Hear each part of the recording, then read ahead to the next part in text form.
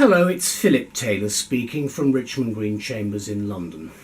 I'm looking at a book today which mixes both the world of history and the world of law, and it's looking specifically at the life of a man called King John and something called Magna Carta, or the Great Charter, which was signed in June 1215, and we are celebrating an anniversary of that sealing of the charter. It wasn't signed, it was actually sealed, the 800th anniversary this summer. Now, there are a lot of books on the market at the moment about the sealing of Magna Carta and the whole issues concerning the way in which King John ruled the kingdom. And this book by Marc Morris that we're reviewing, called King John, is a first-class statement on what has happened, certainly from the historic perspective. Now, the book itself we'll have a look at is this one here. It comes from Hutchinson's. It's a hardback book. You can see there's the spine and then there's the back. It has a subtitle, Treachery, Tyranny and the Road to Magna Carta. Now, the book is a beautiful book, without any doubt. Let me go to the middle of it first of all, because there are some very nice colour pictures. You can see King John there. You can also see some of the places involved, some of which you may well know. Corfe Castle, Rochester Castle, for instance. There's the seal itself, and then again where he's buried in Worcester Cathedral. At the back of the book you have a very detailed index. Can I just show you? That is Marc Morris. There is in fact a dust sheet with some commentary on, but let's go back to the index. The index is very detailed and it's extremely helpful. Then you've got the bibliography, which is split into primary and secondary sources. There's a lot of scholarship that's been put into this book. It's a readable book. There's the front. Marc Morris has written a number of books of this era, and he's produced some very interesting statements, and he has a nice dedication there, which is always something I like to mention.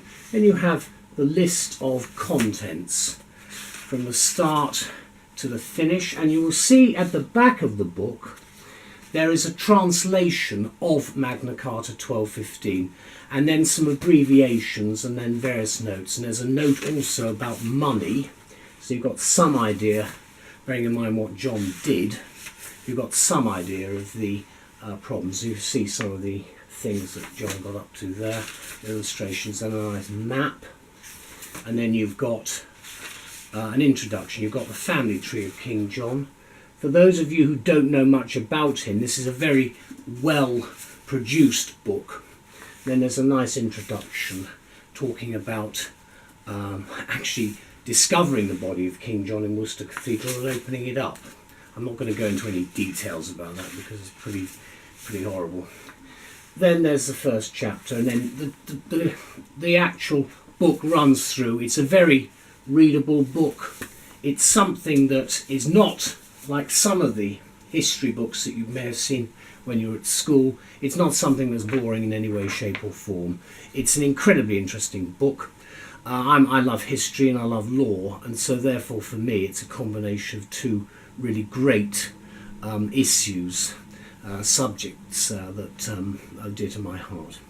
Now, my wife Elizabeth and I looked at this book. We've had a talk about this. We've reviewed a number of books on Magna Carta, and I'm writing a number of articles to commemorate the sealing of Magna Carta in June 1215 for this summer. I'm recording this review in the spring of 2015, just before the general election, so it's rather suitable. Now, we've given the title of this book for our review, A First-Class Historic Appreciation of the Most Vile King of England We've Ever Seen. And I should perhaps add that we know about, but bearing in mind that what has happened, we do have quite a lot of detail about what this man did. Now, what we say is Marc Morris comes to this subject with that rare pedigree of excellent storytelling combined with an excellent sense of history. and the understanding necessary to appreciate why we needed Magna Carta 800 years ago. And during this anniversary year, there are many books available on the subject of John and his sealing of the Great Charter at Runnymede. And King John, published by Hutchinson, leads the way with an extremely readable account of what happened from the substantial research which Morris has undertaken. And the end product is a highly professional statement which we hope will be of great value to anybody who has even a passing interest in those terrible times in the early 13th century.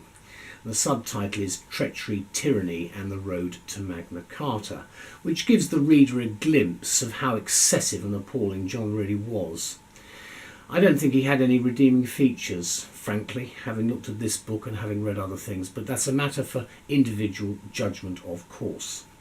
For those readers who've never visited the various places referred to, Morris brings them to life, we feel, both with the importance of castles such as the ruined castle at Corfe, Rochester, which is still open to the public, and you can have a look round it. And they are today, of course, both forbidding and intriguing places. But it is, of course, the story of how John behaved, which is the real menace throughout the book. Whilst the title is highly readable, the research conducted and the referencing is magnificent.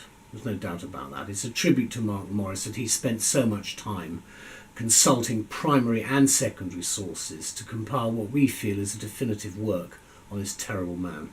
It's fair to say that in 2015, even with the behaviour of rogue states and mass murdering psychopaths in some parts of the world today, it's difficult to comprehend what John really did. And I'm not going to discuss some of the more disgusting activities he got up to. This is probably what we do have by way of records today only just scratched the surface of the barbarism John inflicted on his people.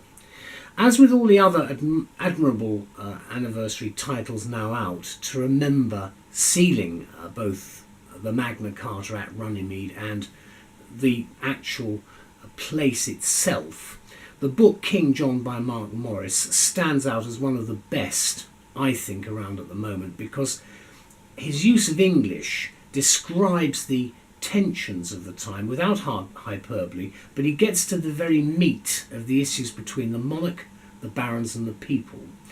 We do not get so worked up, of course, about Magna Carta here in Britain, probably because of our inherent and somewhat unflappable view of 10 centuries of history since the Norman Conquest, and of course we've not been invaded. The Americans look at it in a different way, and they built the main monument at Runnymede. It's the American Bar Association. It's a very moving monument. It's well worth a visit. And it's understandable why they did that when you think about George III. We can actually come away from reading this book with some positive points, because it's a sense of gratitude for what the barons did 800 years ago, albeit in many instances for their own personal and land-owning reasons. And that was when they got him finally caught up with King John at Runnymede Island and made him seal the charter, which he then, of course, tried to stop. However, it's continued. The book ends with a translation of Magna Carta, which is the epilogue, effectively, if you like, in this book, for this most vile monarch. It's not religious, and it's not even more basic than the politics of intrigue. It is the basis of what rights we should have and enjoy living together as people in our own communities. It's hard fought for, it's cherished, and it's here to stay. Now, that is obviously our view. This is you can see it again, the book on the back. As I say, the text is very easy to read. It's nice flowing text all the way through. I just like to point out the translation at the back.